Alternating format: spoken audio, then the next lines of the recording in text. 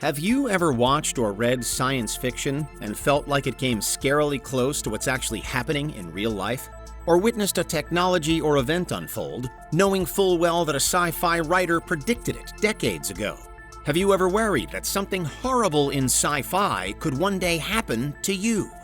This is Unveiled, and today we're taking a closer look at the terrifying future potential for clone harvesting.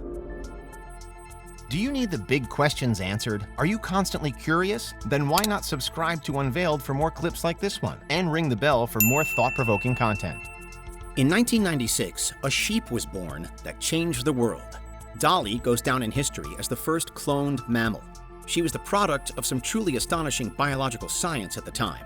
Although today, the list of successfully cloned animals has grown at a staggering pace.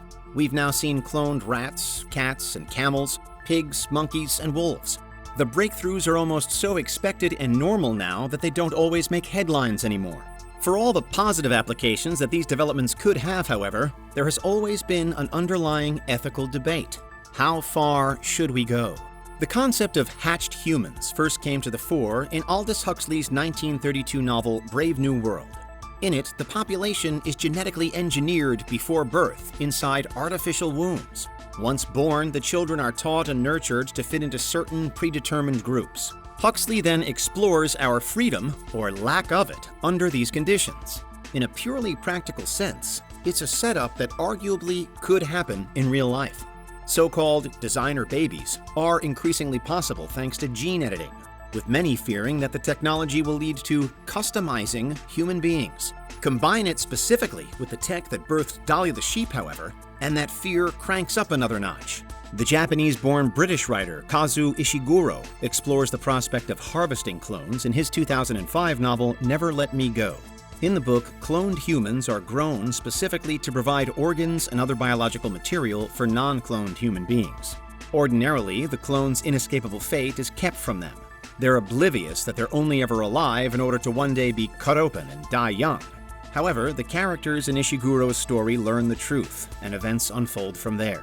What's clear is that while organs on tap might represent some kind of scientific utopia in theory, what actually unfolds is an unsettling dystopia when it's realized in this way. Ishiguro's cloned beings think, feel, and love just as anyone else would, but they're never free, and the scythe of death really can be ordered for them at any time. Elsewhere, the issue of cloning is explored from a different angle in Michael Marshall Smith's 1996 book, Spares.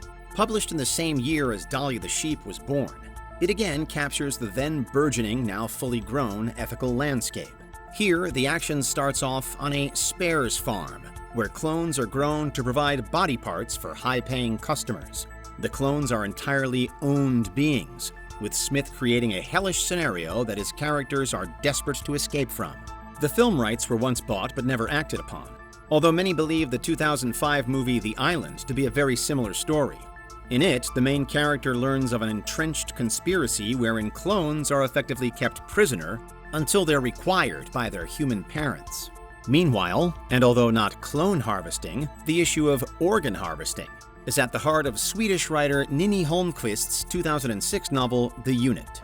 The eponymous unit is a purpose-built facility where older people are sent by the state to live out their final days before they too go under the knife to die by donating their organs and body parts.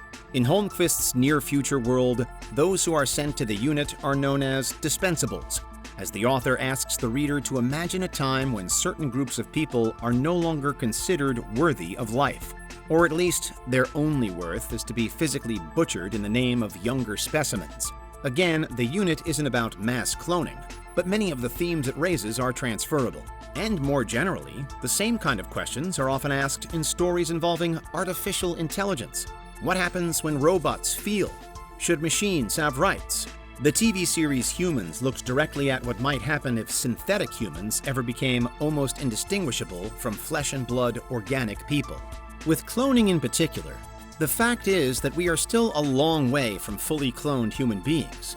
But nevertheless, the groundwork has been made, and many deem that the barriers between us and it are almost always ethical rather than technological.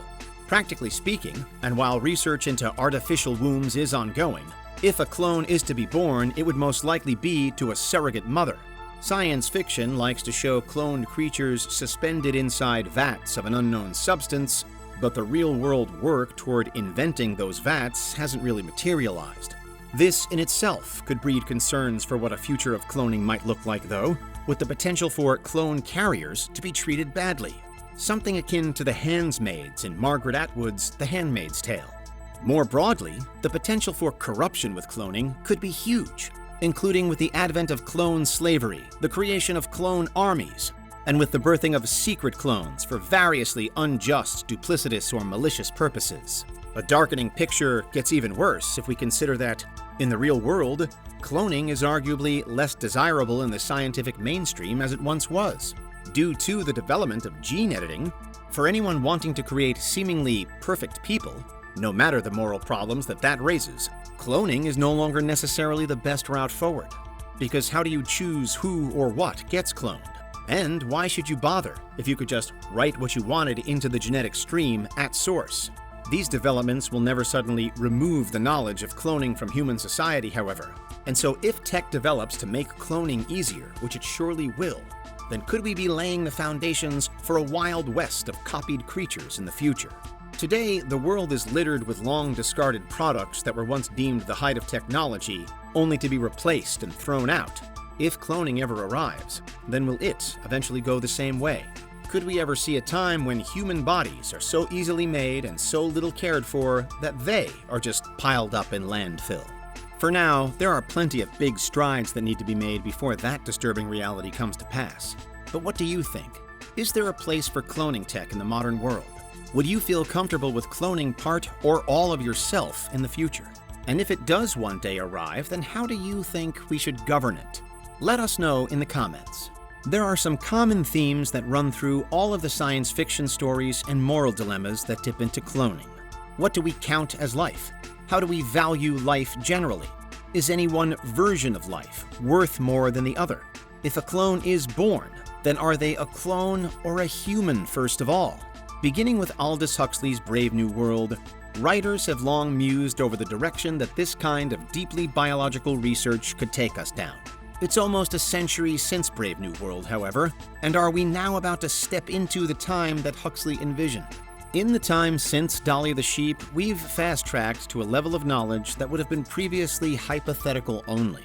So much so that perhaps we've never properly considered the long-term implications. In a near-future era when cloning is commonplace, there's ample opportunity for people to take advantage. With an immediately clear threat such as nuclear weaponry, there's always the fear that the know-how will one day be widespread and the consequences will be dire. But it's arguably much the same thing in this case. It's frighteningly simple to imagine a path for cloning that could lead to people born to die, to some very literally unwanted children, and also to a time when only the rich get replicated. And as incredible as cloning is, and as useful as some aspects of it could be in the future of our species, that's how this science fiction nightmare really could come true. What do you think? Is there anything we missed? Let us know in the comments. Check out these other clips from Unveiled, and make sure you subscribe and ring the bell for our latest content.